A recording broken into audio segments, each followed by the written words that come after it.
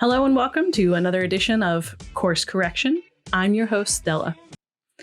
This course correction will deal with my thoughts on attorney Julie Norton and why I won't be voting for her for Wenatchee School Board position number 5. It's come to my attention that I can't call Julie a bad lawyer or I risk getting sued. So I want you all to know that I am not going to say that she's a bad attorney, and in no way am I going to infer as such. I will also make sure that Julie Norton, attorney at law, is given the correct honorific, as is due by her profession, throughout this video. My video will be short and devoid of speculation, merely containing her actions and reasons why, in my opinion, I think Julie Norton, Esquire, should be removed from the school board for violating the law and Public Officials Code of Ethics. Also, why, at the very least, you should consider voting for someone else. I will provide links to all referenced material on my website in a specified link that I will add to the description of the video on YouTube and in the post on Facebook. First, I'll start with the fact that attorney Julie Norton said in the October 12th Wenatchee School Board meeting that she does not want to be referred to as an attorney. After hearing the conversation just now, there are things that do concern me. Having virtual meetings are not a violation of Open Public Meeting Act as it stands. Okay, so I'm not sure what the concern is, Julie, in regards to saying that we're not complying with Open Public Meeting Act by being virtual. We are, because the proclamation allows. The other thing that is concerning to me is to hear Julie say that we were not in violation of the mandate. However, the proclamation specifically states that any government entity, the proclamation specifically states that any government entity is prohibited from having a meeting with face covering. As an attorney, I would hope that you were. Can you leave me just being an attorney out, please? I'm basing it on what you said.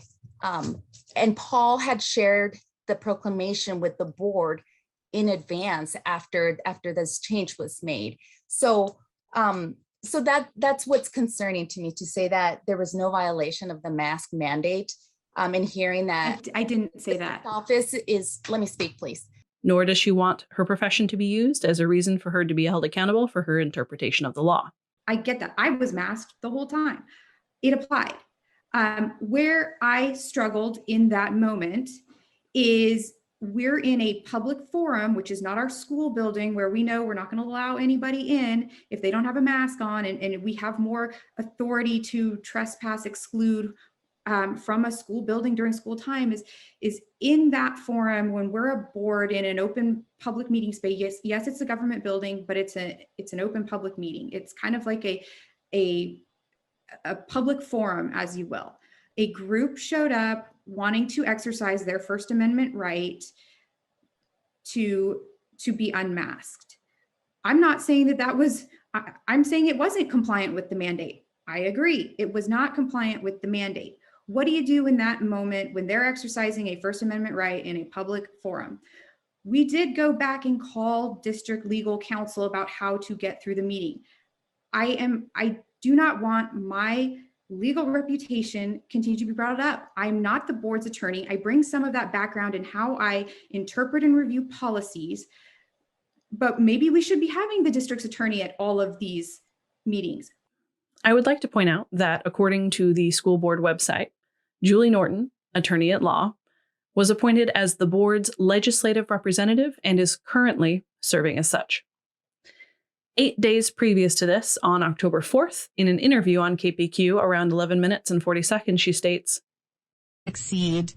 And again, my experience as far as being an attorney that practices government relations, I understand the district as a business. I understand the roles and responsibilities of the board. I know how the budgeting works, how to hold our administrators accountable, and what it's like to be a public official. So I just think I have a little bit more experience in that regard and understanding. So there's a lot less learning as learning that needs to take place from day one.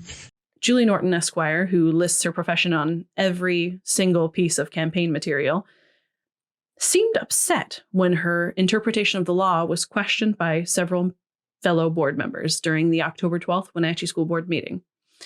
The interpretation of the law in which she is acting as a school board director, specifically appointed as the board's legislative representative. Some background is needed to proceed and explain how she violated the law. On August 24th, 2021, during a school board meeting, around 50 unmasked individuals stalled the school board meeting because they refused to comply with the legal mask mandate, which had just gone into effect. They shouted, in attorney acting board legislative representative Julie Norton's presence, that the mandate was not a law. I'm not offended that you're wearing a mask. I'm not offended if you like vaccines. So why do I have to change for you? I could care less what you guys want to do. So why should it? Carry laws, man. You can't. It's not a law. How many times do we have to repeat this? It's a mandate. It's just some vomit from Jadolf, and it has no holding ground. She did not correct them or attempt to de-escalate the situation. Instead, Julie Norton, attorney at law, acting as the board legislative representative, made a motion to continue the meeting in clear violation of the law. Everybody's right to have an opinion, and we do want to hear from each and every one of you. However, it poses some degree of risk for our district to continue with an open public meeting in violation of the governor's mandate. It is the board's decision as a whole, not mine alone, to decide what to do in this circumstance. And so I'd like to open the floor to the board members to make a motion or to offer direction. I'll start. I would be comfortable with excusing staff from the meeting to the extent they're public employees and we're concerned about them as employees. I would also be willing to proceed with the meeting because I don't think there's a clear indication in the proclamation that we can avoid doing business if we have folks exercising their right to without without them following the guidelines. So I said I'm in favor of protecting our staff and then business.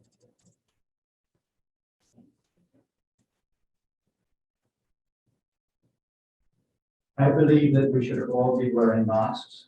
It's possible you're wondering at this point which law a mandate from the governor of Washington state falls under. It falls under RCW 43.06.22, State of Emergency, Powers of Governor Pursuant to Proclamation.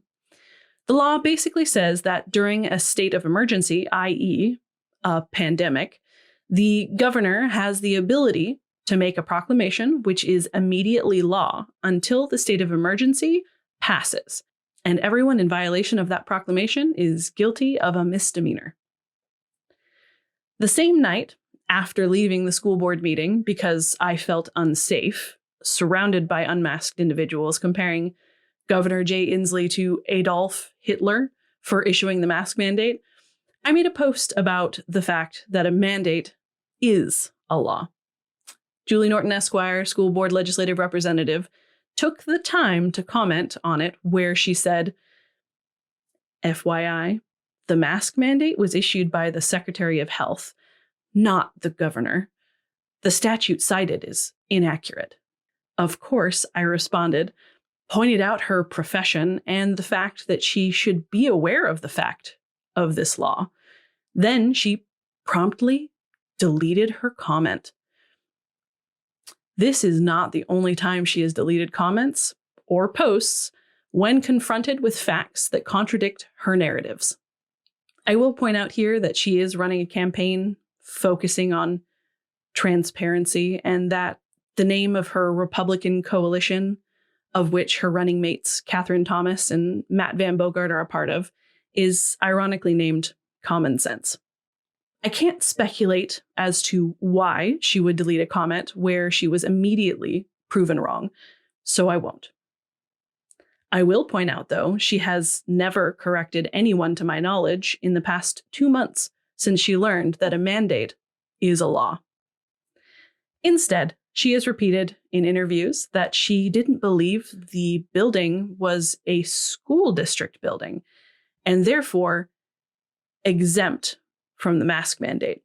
However, when reading the proclamation issued by Governor Jay Inslee on August 20th, 2021, to take effect August 23rd, one day before the August 24th school board meeting, and provided to all board members before their attendance on that day, the proclamation specifically states, "Under this order, every person in Washington must wear a face covering when they are in a place that is generally accessible to any person from outside their household." In fact, since that day, she has held multiple unmasked campaign events. As you can see, the proclamation isn't even specific to schools, but in fact applicable to every person in Washington. Julie Norton Esquire says it most recently in her October 4th interview with KPQ at 4 minutes and 15 seconds, as she attempted to explain her part in the unmasked crowd. Comment. So it was not ever my intention to incite a riot or anything like that, nor was there a riot. The crowd that did show up was not complying with mandates, and we were in a bit of a strange dynamic because we're in a public forum, which I understood if we were in a district building, we have to enforce mask mandates. I understand our students have to go to school with masks. Our teachers have to go to school with masks. We don't have local control over those decisions. Looking at the Chelan County Assessor map, it clearly shows that the Wenatchee School Board Administrative Building is, in fact, a school district building.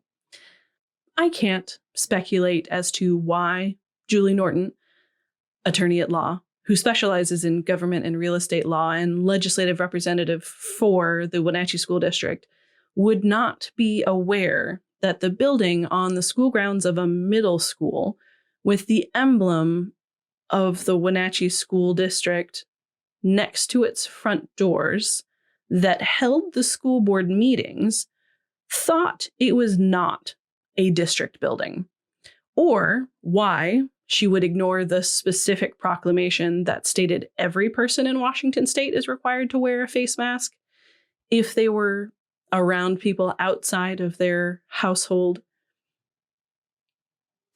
This belief that the building was not a district building, she says, was her basis for making her motion to continue the meeting and endangering everyone in the room during a worldwide pandemic. Attorney Julie Norton also states on her profile on the Wenatchee School Board website that she volunteers time to speak at seminars and workshops sponsored by the Association of Washington Cities and MRSC, focused on Public Records Act and Open Public Meeting Act compliance. She also trains newly elected officials on open government, conflict of interest, and other ethical requirements. So I feel compelled to point out the subsection of the Open Public Meetings Law, of which Julie Norton Esquire, legislative representative to the Wenatchee School Board, expert in the aforementioned Open Public Meetings Law, ignored the interruptions procedure, RCW 42.30.050, where it states that anyone interrupting the proceedings, i.e. not following protocol or breaking the law so the meeting cannot proceed, needs to be removed. And barring that, the meeting will be adjourned and moved to another space. It also states specifically, representatives of the press or other news media, except those participating in the disturbance, shall be allowed to attend any session held pursuant to this section. Meaning that under no circumstances could the people causing the disruption stay for the meeting, which makes Julie Norton, attorney at law's motion to continue the meeting, also in direct violation of that interruptions subsection of the Open Public Meetings Law, of which she is an expert and volunteers her time to speak about.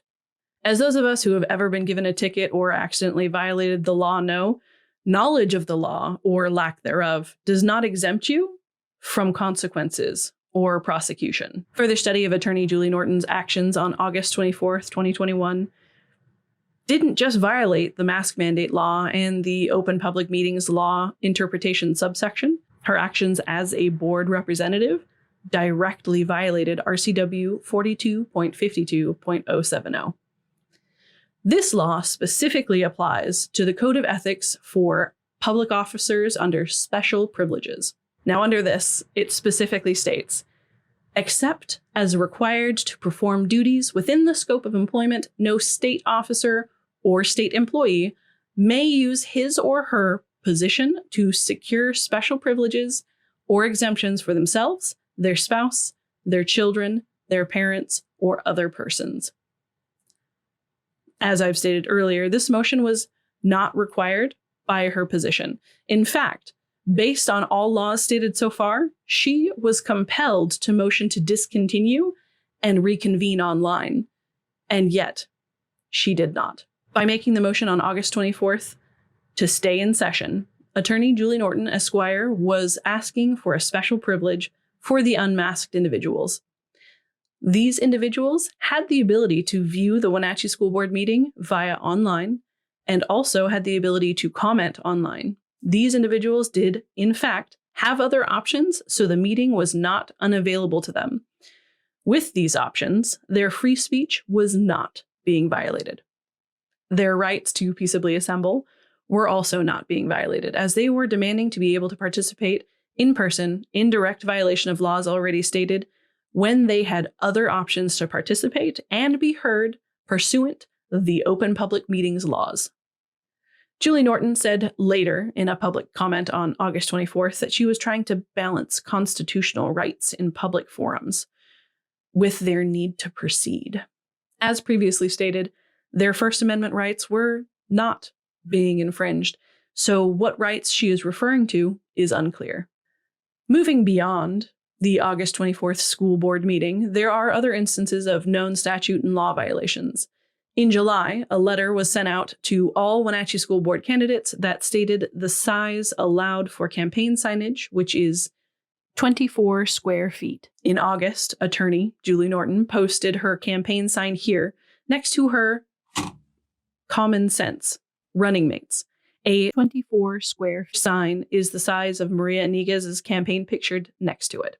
On October 15th, representatives on her behalf violated Wenatchee School District Policy 4400 and RCW 42.17a.555 by campaigning on school district property during a large, well-attended football game. She responded by saying she knew about the laws and statutes, but was across town in a campaign meeting at that time, so couldn't possibly have known the actions of her representatives.